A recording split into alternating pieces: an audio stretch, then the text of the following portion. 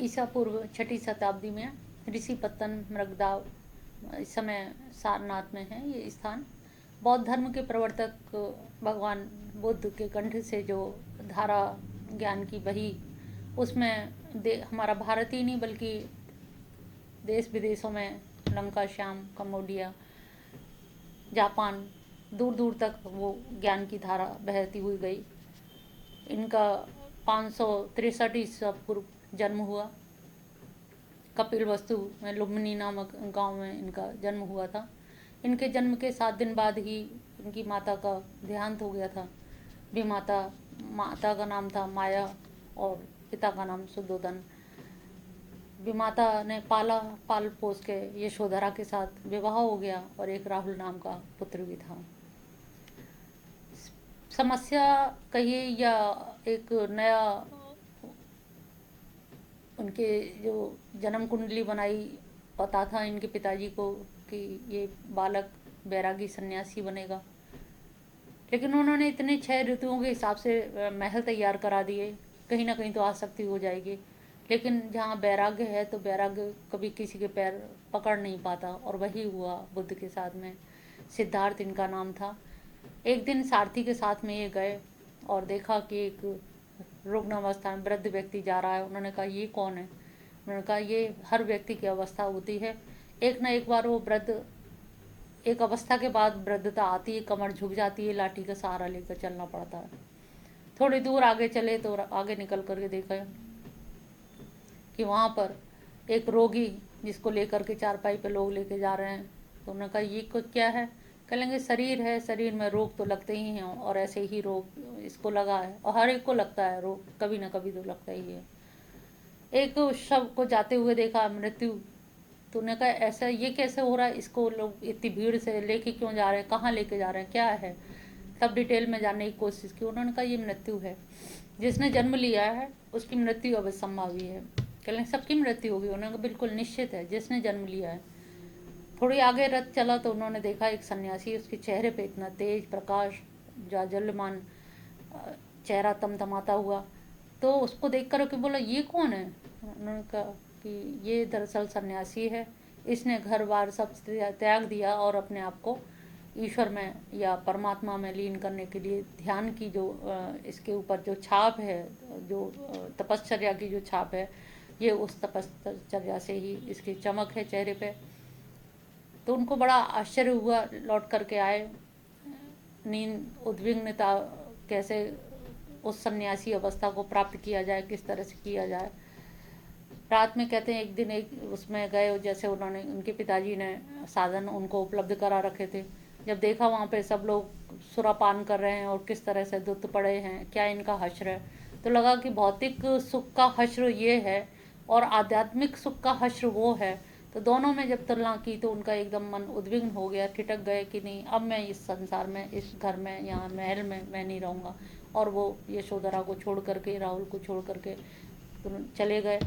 सबसे पहले आराट कलाम गए, वहाँ सांख्यवादी थे, सांख्यवादी गुरु से में डिस्कशन किया, और डिस्कशन करने के बाद में उनको वहाँ से शांति नहीं मिली, और न मिलने से उन्होंने अपने आप को कहीं ना कहीं फिर उद्रक रामभद्र उनके पास में गए। तो रामपुत्र के आश्रम में गए तो वहाँ भी उन्हें संतुष्टि नहीं मिली।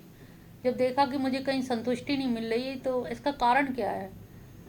एक तरह से देखा जाए तो मेरे अंदर भी तो वीर है, श्रद्धा है, समाधान है, प्रज्ञा है, तो मैं क्यों ना अपने ही बूते, क्यों ना इसकी परम तत्व की खोज करूं। मैं दूसरों का आश्रय ले रहा हूं और हर व्यक्ति अपने अपने ढंग से समझा रहा है, और दोनों ही सांख्याचार्य थे।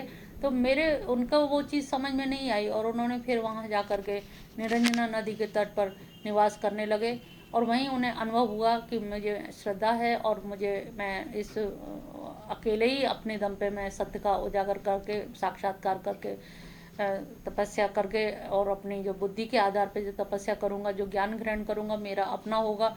तो निरंजना नदी के तट पर कई वर्षों तक उन्होंने तपस्या की, कठोर तपस्या की, तिल तंडुल खाकर जीवन निर्वाह किया। और उसका फल ये हुआ कि उनका अभी भी चित्र देखने को मिलता है, कहीं कहीं अस्थि पंजर का बिल्कुल अजीब उनकी स्थिति है। और तपस्या के बाद भी उन्हें सत्य का साक्षात्कार नहीं हुआ, तब से भी विरक्त होकर के उन्होंने उस स्थान का परित्याग कर दिया और वो एक पीपल के पेड़ के नीचे बैठ गए और ये विचार करा कि जब तक मुझे तत्व का साक्षात्कार नहीं होगा तब तक मैं इस यहाँ से उठूंगा नहीं, और ये दृढ़ निश्चय कर करके वो बैठ गए। कहते हैं कि एक रात्रि में उनको प्रज्ञा चक्षु खुले और दूसरे पहर में, रात्रि के प्रथम पहर में और द्वितीय पहर में उनको प्रतीति समुत्पाद और तृतीय पहर में उनको बुद्धत्व की प्राप्ति हुई। इस प्रकार से ये सिद्ध होता है कि कर्म क्षेत्र और ज्ञान क्षेत्र कहीं ना कहीं अलग होता है, ज्ञान क्षेत्र में और कर्म क्षेत्र में अंतर होता है। तो इनको सर्वज्ञता का अनुभव हुआ और यही उनका बुद्धत्व था। तब से ये बुद्ध कहलाए, संबुद्ध कहलाए। उन्हें सुगत तथा तथागत भी कहते। पहले तो उन्हें धर्मोपदेश करने से विरक्ति हुई, फिर लगा कि नहीं, मेरे अंदर जो कुछ अवतरित हुआ है, मैं अभी कारुण्यवशात, जब महापुरुष जब ज्ञान देते हैं, उपदेश देते हैं, तो उनका अपना कोई लोकेशना नहीं होती है, वो कारुण्यवशात ही, जैसे भगवान कारुण्यवशात अवतार धारण करते हैं, वैसे जो संत पुरुष होते हैं वो भी जनता जनार्दन के लिए कारुण्य से द्रवीभूत होकर के उपदेश देने के लिए उतर के आते हैं इस माहौल में। सबसे पहले उनके जो 5 मित्र थे जो उनको छोड़ के आ गए थे, तो सारनाथ में सबसे पहले वहीं गए, धर्मचक्र प्रवर्तन का वहीं पर उन्होंने प्रथम उपदेश दिया। यही धर्मचक्र प्रवर्तन था। सबसे पहले धीरे धीरे बुद्ध के उपदेशों से प्रभावित होकर के बहुत सारे जन सैलाब आने लगा, भीड़ इकट्ठे होने लगी, लोगों तक दूर दूर तक बातें पहुंचने लगी और उनका देश विदेश तक लोगों के मौखिक रूप से इनके उपदेश होते थे, दूर दूर तक बातें जाने लगी, विदेशों तक भी चीज़ें गई और लगा कि नहीं, इन्होंने जो उपदेश दिए हैं वो वास्तव में बहुत अच्छे उपदेश हैं, सभी के लिए हैं। क्योंकि इन्होंने एक तो सबसे पहले जो मनुष्य की जो रग होती है ना, दर्द दुखती नब्ज को इन्होंने पकड़ लिया कि हम अगर दुख से व्यतीत है, मेरे तीर लग गया है या सुई चुभ गई है, अब आप सुई निकालने के बजाय ये पूछोगे ये सुई कितनी बड़ी थी, कितने इंच की थी, कहाँ से खरीदी थी, कितने की लेके आए थे, तो गुस्सा ही आएगी कि अरे, मतलब निकालने के बजाय तुम ये ऐसे प्रश्न कर रहे हो जिसका कोई मतलब नहीं है। तो इसी प्रकार के इन्होंने ये कहा कि बहुत हम वेदांत की सी बात करें, ब्रह्म की बात करें कि क्या सत्य है क्या मिथ्या है, मिथ्या और सत्य की नहीं, बात तो सुई निकालने की है जो चुभ रही है इस समय। तो मुझे सत्य ये लोहे की है कि पीतल की है ये जानकारी देने का मेरा कोई औचित्य नहीं है। तो इन्होंने जो जिस समय वैदिक कालीन जो घटनाएं थी, दुर्घटना कहिए, तो कुछ दुर्घटना ऐसी जो थी जिनसे ये उद्विग्न होकर के उन्होंने अहिंसा पे तो जोर दिया ही दिया, लेकिन ऐसे 13 क्वेश्चन ऐसे बताते हैं जिसपे इन्होंने व्याख्यान देने से मना कर दिया। ऐसा नहीं कि अनुभव नहीं किया, लेकिन इन्होंने समय की बर्बादी समझी कि उसको समय बर्बाद होगा, अब व्यक्तानी कह करके उसको छोड़ दिया, व्यक्त नहीं किया और उसको वहीं की वहीं बातों को छोड़ दिया, उनमें ज़्यादा वो उलझन में नहीं पड़े। तो उनकी विचारधारा को देखते हैं तो उन्होंने जो सबसे ज़्यादा अपना जो ध्यान दिया वो केवल दुखों के ऊपर दिया, और जो 4 आर्य सत्य थे तो उनका मतलब था कि दुख है और दुख के कारण भी है, दुख का निदान भी है और दुख के निदान के साथ साथ दुख का उपाय भी हैं। जब ये 4 चीज़ें मिल गई कि दुख है, दुख का कारण है, दुख के उपाय हैं, जब दुख के कारण भी है और उपाय भी है और उपाय संभव भी है, जब ये चीज़ मिल गई तब सभी को एक बड़ा मतलब वो एक हिम्मत आ गई और उनको लगा कि इसका मतलब है कि यहाँ पर हम हर प्राणी को सहायता मिल सकती है। तो बुद्ध ने 6 वर्षों की जो तपस्या की थी, तो तपस्या करके उनको लगा कि शायद हम इतना कठिन तपस्या करने का कोई मतलब नहीं है, अति सर्वत्र वर्जते, तो इसलिए उन्होंने मध्यम मार्ग को अपनाया। और मध्यम मार्ग को उन्होंने कहा कि अति हर चीज़ की बुरी होती है, अच्छी चीज़ की भी अति बुरी है, तो वो हमेशा मध्यम मार्ग अपनाना चाहिए। और मध्यम मार्ग में इन्होंने 8 पॉइंट बताए। सम्यक आजीव, सम्यक दृष्टि, दृष्टि जो है हमारी सम्यक प्रकार से होनी चाहिए, हमें क्या करना है क्या नहीं करना चाहिए, हमारा दृष्टिकोण अच्छा होना चाहिए। सम्यक संकल्प, संकल्प जो है हम अगर हमें शांति चाहिए तो हमारे संकल्प भी उसी धारा के होने चाहिए, उसी धरा के होने चाहिए। तो सम्यक संकल्प, सम्यक वाक, अब बहुत ज़्यादा बोलोगे तो भी दिक्कत होगी, बिल्कुल नहीं बोलोगे तो भी दिक्कत होगी। तो मध्यम मार्गी आपको वार्तालाप भी करना है, और वाणी भी ऐसी बोलिए, बहुत कटु मत बोलिए, बहुत तीखी मत बोलिए, बहुत मीठी मत बोलिए, मध्यम मार्गी रहिए। अगर ज़्यादा कटीली तीखे व्यंग्य कर दिए तो भी दिक्कत, संघर्ष का कारण बनेगा। बहुत मीठी बोली बोलोगे तो शोषण के पात्र बनोगे। तो इस प्रकार से सम्यक वाक, सम्यक कर्मांत, आपके जो कर्म हैं बहुत ज़्यादा भी मत करिए कि चलना मुश्किल हो जाए, और इतना भी मत करिए कि उठना बैठना भी मुश्किल हो जाए। इतने आलसी भी ना बने और बहुत ज़्यादा कर्मठ भी नहीं। समय शरीर के रहते हुए, शरीर के देखते हुए सही सही ठीक ठीक काम करें। अपने सम्यक व्यायाम, शरीर से व्यायाम भी करें तो सम्यक ढंग से हो। अति बहुत इतना भी ना कर ले व्यायाम कि पता लगा कि दूसरे दिन उठ ही नहीं पाए, काम ही नहीं कर पाए, और एक दिन इतना है कि अब महीना भर बेड रेस्ट पे आ गए। तो व्यायाम भी, सब चीज़ पे इन्होंने सम्यक अर्थ लगा दिया। सम्यक स्मृति, स्मृति भी उतनी बातों की स्मृति रखिए जो आपके काम की है। बेकाम की चीज़ों को याद कर करके रोना, दुखी होना, निरंतर उसको अफसोस मनाना, नैराश्य में पड़े रहना, ये सब चीज़ें नहीं है। तो इस तरह से उन्होंने उसको भी खंडन कर दिया। तो सम्यक स्मृति पे जोड़ दिया। सम्यक समाधि, समाधि भी सम्यक हो। समाधि में कहीं कोई ऐसी चीज़ ना हो कि पता लगे कि हमारा चित्त भटक कहीं और रहा है, हम बैठे हैं आसन लगा के। तो अपने प्रति वफादार होना, अपने प्रति जब वफादार होंगे तभी हमारा ये सब हो पाएगा।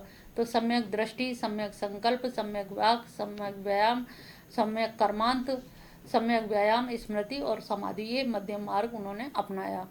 अब मध्यम मार्ग से ही प्रतीति समुत्पाद निकलता है। प्रतीति समुत्पाद ये क्या है कि जैसे एक चीज़ खत्म हुई, खत्म होते ही दूसरी चीज़ शुरू हो जाती है। तो इसमें प्रतीति समुत्पाद में एक तो ना तो उपनिषदों जैसा बिल्कुल वो है शाश्वतवाद, और ना ही उसके जैसा एकदम क्षणिक नश्वरवाद है। तो इसमें क्या है कि एक चीज़ जहाँ तक जाती है वो दूसरी चीज़ को उत्पन्न कर देती है, कार्य कारण तक सिद्धांत की तरह से। तो जैसे एक दीपक में ज्योति जल रही है, तो लगातार जो ज्योति जल रही है, तो वो ज्योति क्या है, हर बार नए तेल की ज्योति जल रही है, लेकिन अनवरत निरंतर की वजह से हमें ज्योति एक दिखती है, एक ही तेल दिखता है, एक ही दिया दिखता है। लेकिन यहाँ पर उन्होंने सर्वम क्षणिकम क्षणिकम, सब क्षणिक क्षणिक है। तो उन्होंने कहा कि सब कुछ मतलब उससे हो रहा है कि निरंतर की वजह से। तो यहाँ प्रतीति समुत्पाद में इन्होंने बताया कि ये कार्य कारण की जो श्रृंखला है, ये जब एक कारण जो होता है वो दूसरे कार्य की उत्पत्ति करके चला जाता है, फिर उससे नए कार्य की उत्पत्ति हो जाती है। इस प्रकार से उन्होंने ये द्वादश निदान इसमें बताए। और द्वादश निदान में सबसे पहला इन्होंने कहा कि जन्म क्यों होता है, जन्म होने का कारण क्या है, और लास्ट का उन्होंने बताया कि अज्ञानी ही कारण है। क्योंकि जैसा अज्ञान होता है, अज्ञान से ही हमारे संस्कार बनते हैं, अज्ञान से संस्कार बने और संस्कार से विज्ञान बनता है। और विज्ञान बना क्यों, नाम रूप था, और नाम रूप क्यों बना, क्योंकि षडायतन यानी कि 6 इंद्रियों सहित शरीर बना था और षडायतन क्यों बना, क्योंकि स्पर्श था, और स्पर्श क्यों, वेदना थी, और वेदना क्यों है, क्योंकि तृष्णा है। तो कुछ पाने की अभिलाषा है, तो अंदर से तृष्णा क्यों है, क्योंकि उपादान है, चीज़ें हैं संसार में, तो खाने पीने की और वासना भी है। तो और उपादान क्यों है, क्योंकि भव है, यानी कि हमने जन्म लिया है। और जन्म क्यों लिया है, क्योंकि जाति है, जन्म लेने की प्रवृत्ति थी। और जाति क्यों है, जन्म क्यों हुआ, क्योंकि जन्म मरण है। अब इसी का उल्टा ले चलिए, जन्म मरण, हमें दुख क्यों है, दुख का कारण क्या है, क्योंकि जाति है, क्योंकि जन्म लिया है। अगर हम जन्म ना लेते, हम सब लोग कह रहे हैं हम दुखी हैं, हम दुखी हैं, तो क्यों दुखी है, क्योंकि जन्म लिया है, तो इसलिए दुख है। अगर जन्म ना होता तो दुखी ना होते। तो उन्होंने कहा दुख का कारण क्या है, जन्म लेना। तो और जन्म लेने का कारण क्या है, जाति। तो और जाति का कारण क्या है, भाव, यानी कि जन्म लेने की प्रवृत्ति थी, अंतमति सगति जैसे गीता में कहा गया। तो जन्म लेने की प्रवृत्ति थी।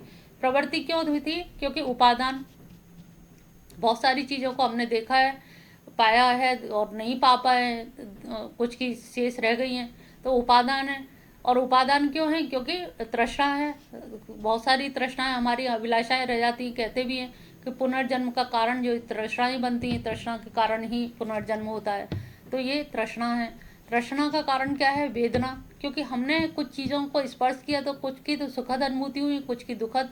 तो वेदना है कि कुछ को स्पर्श करना है। जैसे हम लोग अच्छे लोगों से मिलना चाहते हैं जो हमारी प्रशंसा करते हैं, और जो हमारे शत्रुता भाव रखते हैं तो उनसे हम मिलना नहीं चाहते। तो ये क्या हुई? तृष्णा हुई कि उनसे मिलने की इच्छा है। तो तृष्णा तृष्णा क्यों है? क्योंकि वेदना है। और वेदना क्यों है? क्योंकि हमने स्पर्श किया है। चाहे हमने पांचों ज्ञानेंद्रिय का स्पर्श है या कर्ण से हमने मीठी बातें सुनी, उसका हमारे अंदर है। तो ये स्पर्श स्पर्श क्यों है? क्योंकि ये शरीर है, षडायतन है। षडायतन क्यों है? क्योंकि नाम रूप है इसका। और नाम रूप क्यों है? क्योंकि विज्ञान है। और विज्ञान क्यों है? क्योंकि संस्कार है। और संस्कार क्यों? क्योंकि अज्ञान है। तो ये सीढ़ी पे ऊपर चढ़ो चाहे नीचे, ये द्वादश निदान कहे जाते हैं। यही प्रतीति समुत्पाद है। इनका नैरात्मवाद भी इसी तरह का है कि इन्होंने कहा कि आत्मा नाम की कोई चीज़ नहीं है। और आत्मा का मतलब है जैसे 5 चीज़ों के संघात से, जैसे चारवाक ने माना चतुर्भूतों को, ऐसे इन्होंने पंच स्कंद माने। नैरात्म रूप, वेदना, संज्ञा, संस्कार और विज्ञान, इन पांचों के स्कंद को जोड़ करके शरीर बन जाता है। और इनको अलग बिखेर दीजिए तो वही मृत्यु हो गई। तो इस तरह से इन्होंने उसको खंडित कर दिया कि ईश्वर नाम की कोई चीज़ नहीं है। क्योंकि ईश्वर के नाम पे, पुनर्जन्म के नाम पर और आत्मा के नाम पर बहुत ज़्यादा जो शोषण हो रहा था, तो इसीलिए उन्होंने 12-13 क्वेश्चन में मौन हो गए कि इनमें समय व्यर्थ गंवाने से, चर्चा परिचर्चा करने से कोई फ़ायदा नहीं है। आत्मा है कि नहीं है? अगर है तो आप क्या कर लोगे, अगर नहीं है तो क्या कर लोगे? आपको जो करना है वो करिए। अपना जीवन जो है लौकिक अभ्युदय करिए, अपनी उन्नति करिए, नैतिकता पे। इनका एक खास यही था कि नैतिकता पर बल दिया था। जहाँ चारवाक का जो विरोध हुआ और जैन बुद्धिज्म का इतना विरोध नहीं हुआ, विदेशों में भी इनको पूजा गया, भगवान बुद्ध कहा गया, भगवान शब्द लगा इनके आगे, क्योंकि इन्होंने नैतिक मूल्यों को संजो के रखा। और जो भी ज्ञान था वो, और जो भी इन्होंने तपस्या की, वो केवल अपने लिए नहीं है, वो परार्थ के लिए की, जनता जनार्दन के लिए की, लोगों के हित के लिए की। और उनको समझाया कि गांव-गांव जा जा के उनको समझाते थे। लोग पत्थर भी फेंकते थे तो भी बुरा नहीं मानते थे। इनके साथ में चचेरा भाई आनंद था, वो अक्सर कहता था कि आप किसी से कुछ कहते नहीं हैं, बोलते नहीं हैं। कह लें जिसके पास जो होगा, वो गाली दे रहे हैं, उनके पास गाली है तो मैं क्या दूँ, मेरे पास जो है फल है तो मैं फल ही दूंगा। तो मतलब उनके व्यवहार जगत से रिलेटेड इतने नैतिक मूल्य, इतनी किस्से कहानियाँ हैं कि वो उनसे बहुत सबक मिलता है। कि वो प्रत्यक्ष उदाहरण के द्वारा समझा देते थे कि आपके पास जो है वही करोगे। और सर्प है, विष वमन करेगा, उसमें लाख आप दूध पिलाइए फिर भी वो उससे नहीं मानेगा। तो वही है कि हर व्यक्ति का जो स्वभाव है वो वैसे ही करेगा। और स्वभाव को समझना हमें आना चाहिए धैर्यता से। और उसके आक्रोश के आगे हम भी आक्रोशित हो जाएं, पत्थर उठा लें, तो उससे फ़ायदा कुछ नहीं, द्वंद्व बढ़ेगा ही। तो इस प्रकार से उन्होंने ये लोगों को बताया अपने व्यवहार जगत की वजह के उससे कि ये जो दुख का जो कारण है वो अज्ञान है। अज्ञान को दूर करना है तो उसके लिए हमें ज्ञानी होना आवश्यक है। अगर एक बार जन्म मरण हो गया, जन्म हो गया, संस्कार बन गया और आपका ये षडायतन हो गया, तो फिर आपको कोई भी बचाने वाला नहीं है। आपको खुद ही अपनी रक्षा अपने नैतिक बल पर करनी पड़ेगी। तो अहिंसा पर भी इन्होंने बहुत ज़्यादा ध्यान दिया जी। तो अब अहिंसक होने के लिए कोई ज़रूरी नहीं कि हम ईश्वर की सत्ता को माने तभी हम ईश्वर से डर लगे। सेल्फ को उन्होंने बहुत आत्मानम विद्धि पर जोर दिया कि खुद को जानो, खुद को देखो, खुद पर ध्यान दो, खुद को सुधारो। जब खुद आप सुधरोगे तो निश्चित जानिए कि आपका अपने आप सुधार होगा। तो उन्होंने ईश्वर के अस्तित्व को नकार के आत्मा के अस्तित्व को नकार दिया। लेकिन फिर भी इनको उसमें नास्तिक श्रेणी में भी होते हुए इनको पूजनीय माना जाता है। इनका दर्शन सभी के लिए बहुत उपयोगी सिद्ध हुआ। क्षणिक बाद भी इन्होंने कहा कि सारी चीज़ें सर्वम क्षणिकम क्षणिकम, सब चीज़ें क्षणिक क्षणिक हो रही, जैसे नदी का पानी। जैसे हेराक्लाइटिस ने कहा कि कोई भी व्यक्ति एक नदी में 2 बार स्नान नहीं कर सकता। तो वही बात किसी तरह से भगवान बुद्ध ने भी कही कि कोई व्यक्ति, कोई भी चीज़ है, पानी आगे बढ़ गया होता है, उतनी देर में वो घाट पुराना हो गया, वो जल आगे बह गया, समय निकल गया, 2 मिनट हो गए उतने कहने में ही। तो वो बात सिद्ध भी होती है कि वास्तव में सर्व क्षणिकम क्षणिकम, सब चीज़ क्षणिक क्षणिक है। पल पल किस तरह से, घंटे, टाइम काल कैसे बढ़ रहा है, घड़ी की सुई किस तरह से बढ़ती जा रही है, हमें पता भी नहीं लग रहा, पल छिन हर तरह से बढ़ रहा है। तो क्षणिक बात को इन्होंने कहा, जब कोई क्षणिक है, जब हमें ये लग जाता है कि परमानेंट हम यहाँ आए हैं, तो हम बहुत सारा अपना सरंजाम जुटा लेते हैं, और जब लगता है कि हमें जाना है, 2 ही दिन के लिए आए हैं, तो आदमी उतनी आसक्ति उस स्थान से नहीं रखता। तो इनका क्षणिक बात के पीछे एक ये भी थ्योरी थी कि लोगों को ये लगे कि नहीं, मृत्यु अवश्यंभावी है, जाना है और मृत्यु से बचना है। निर्वाण अगर प्राप्त करना है तो निर्वाण के लिए हमें अपनी वासनाओं को समाप्त करना पड़ेगा। निर्वाण का मतलब है बुझ जाना, राख हो जाना। अगर हमारी तृष्णा रह गई, वेदना रह गई, स्पर्श रह गया, कुछ भी अगर रह जाएगा, तो सदायतन धारण करना पड़ेगा, नाम रूप धारण करना पड़ेगा, फिर संस्कार बनेगा, विज्ञान बनेगा। तो ये सारा सीरियल, ये क्रमशः इन चीज़ों को अगर खत्म करना है, तो दुख से अगर निदान पाना है, तो आपको कहीं ना कहीं ये मानना पड़ेगा कि सब कुछ क्षणिक है, मुझे यहाँ नहीं रुकना है, जितनी देर रहना है। हम जब किसी से थोड़ी देर के लिए मिलने जाते हैं, तो जाते लड़ नहीं सकते, प्यार से ही बात करेंगे, और ज़्यादा निकटता होती तब द्वंद्व होने लगते हैं। तो उन्होंने कहा, जब जगत में हम जब आए हैं, जो जीव आया है और वो दुख भोग रहा है, तो वो दुख को याद कर करके किसी तरह से अपने आप को संभालता रहे कि ये जगत सारा कुछ क्षणिक है, क्षणिक ही रहेगा, और इसमें मेरा कोई लेस मात्र योगदान नहीं है। जितने भी समय हम रहें, हम अपने आप को संभाल के रखें, सुरक्षित रखें, नैतिक सद्भाव से रहें, और दया और करुणा के भाव से रहें, और करुणा से ही द्रवित होकर के इन्होंने जगह जगह उपदेश दिए, और इतने वर्षों तक जीकर उन्होंने सबको धर्मोपदेश दिया, और वो आज बाहर जापान वगैरह में बहुत उसकी मान्यता है। तो भगवान बुद्ध के जाने के बाद उनका साहित्य त्रिपिटक जो मिलता है, उनके शिष्यों ने लिखे, लेकिन उनके भी कहीं ना कहीं स्मृति के आधार पे उसमें कहीं कुछ मिलता है, कुछ भेद भी हो गया। बाद में फिर बहुत संप्रदाय भी इनके बंटवारे अलग आगे हो गए।